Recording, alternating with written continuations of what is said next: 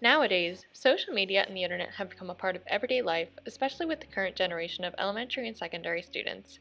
But how are these modern technologies incorporated in the classroom?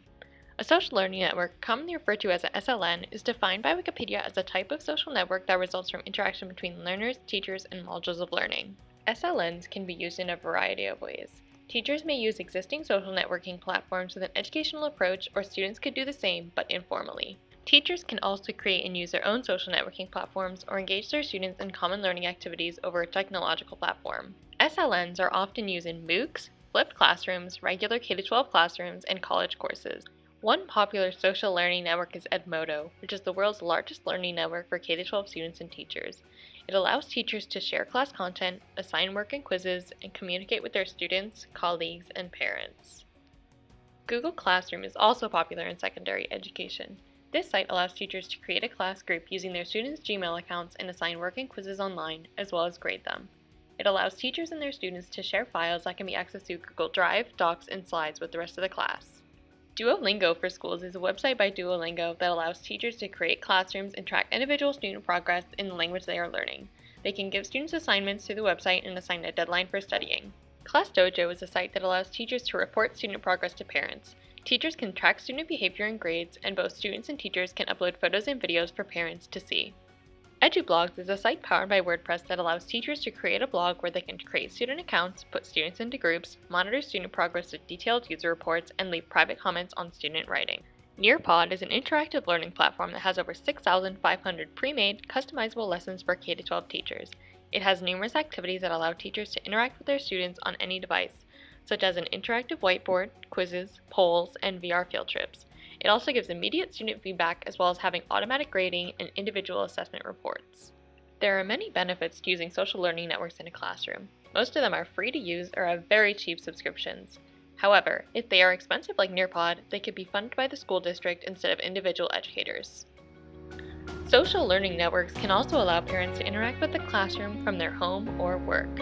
ClassDojo and Edmodo both allow parents to keep up with their children's grades and sometimes even view photos and videos of them in the classroom. Social learning networks are great for the environment. It reduces the amount of paper used in classrooms by keeping classwork, homework, quizzes, and other activities online. Most SLNs can be used for every subject. Sites like Edmodo, Google Classroom, ClassDojo, and EduBlogs can be tailored to fit all types of courses. Nearpod has lessons for 10 different subjects, from the basics to financial literacy to life skills.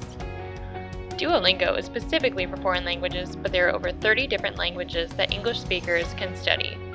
Social learning networks can also be used across all grades. Sites like ClassDojo and Nearpod are more geared toward K-8 classrooms, while Google Classroom and Edmodo are for older audiences, but most SLNs can fit all ages.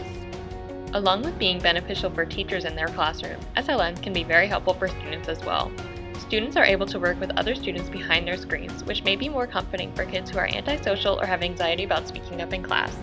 Also, most children and teenagers nowadays see themselves as regular internet users or at least understand how to use websites like social learning networks. Using SLNs helps students connect their education and interests, which can increase involvement in the classroom, possibly resulting in higher grades. Social learning networks tie in nicely with the educational theories of constructivism and social learning. Constructivism states that learning is an active process and learners construct their own subjective representations of objective reality. Social learning theory states that people learn from one another. SLNs support these learning theories because it allows for students to work either alone or with each other with little to no teacher interference, allowing for them to create their own interpretations of the knowledge given. SLNs can also support the 4 C's of the 21st century skills. Using a new platform for teaching allows for different types of critical thinking, creativity, collaboration, and communication. For instance, students can collaborate and communicate through group work and forums or private messaging on sites like Edmodo or Google Classroom.